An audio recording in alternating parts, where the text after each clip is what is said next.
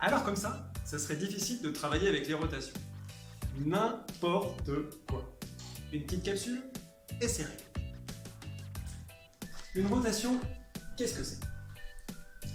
Si on fait tourner une figure, on appelle F, autour d'un point O sans la déformer, on obtient une nouvelle figure qui s'appelle F'. Et on dit que cette figure F' est l'image de F par une rotation.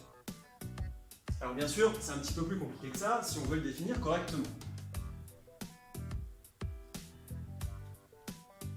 Sur cet exemple, on éparpille la cocotte numéro 1 et on lui a fait subir une rotation qui l'a amenée sur la cocotte numéro 2. Pour la définir précisément, on va avoir besoin de 3 choses.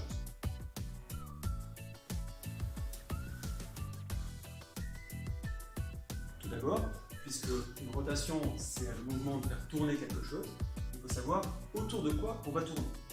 Le point autour duquel on tourne, on l'appelle le centre. Ici, le centre, c'est bien sûr le point O qui est là.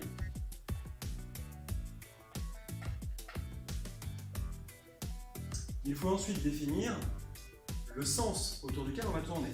Soit on va suivre le sens des aiguilles d'une montre, soit on suivra, comme ici, le sens inverse des aiguilles d'une montre.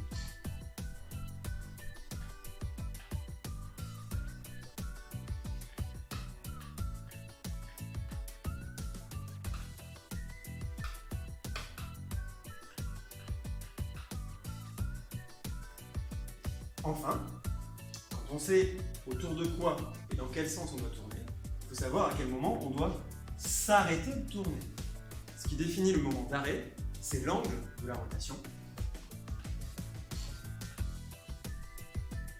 Donc pour notre rotation ici, on va le mesurer.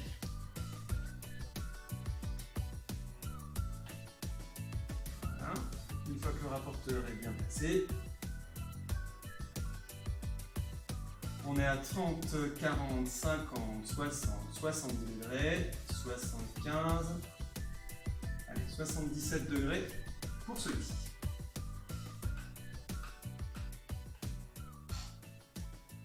Donc je répète, un centre, un sens, un angle. Voici comment définir parfaitement la rotation dont on est en train de parler.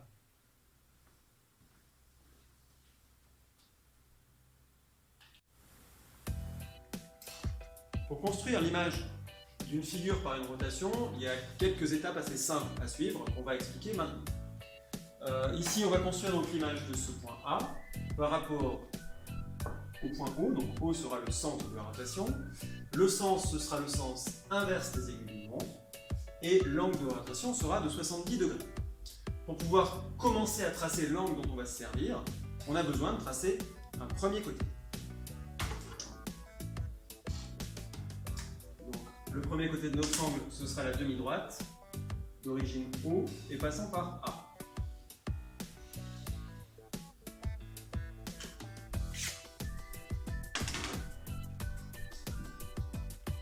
Le point A va tourner autour de O. Ce mouvement de rotation, il va être donné par le compas. Je place la pointe du compas sur le centre, la mine sur le point A, puis je fais tourner le point A effectivement dans le sens qui a été choisi.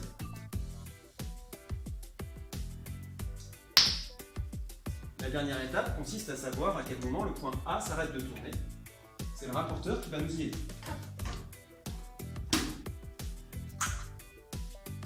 Donc je dois tracer un angle de 70 degrés, de sommet O et de premier côté, la ligne droite au A. Je place donc le centre de mon rapporteur sur le point O. J'aligne une graduation 0 sur la ligne droite qui est choisie comme premier côté. Puis à partir du 0, je vais compter 70 degrés, 10, 20, 30, 40, 50, 60, 70 degrés.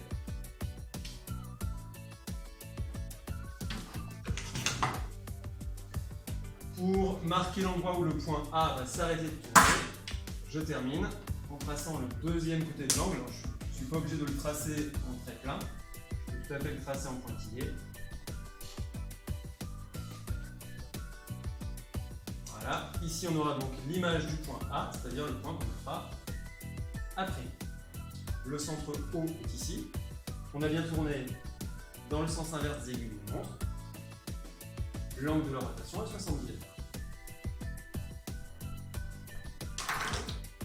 Si vous avez encore des problèmes sur la rotation, n'hésitez pas à en parler à votre professeur de mathématiques.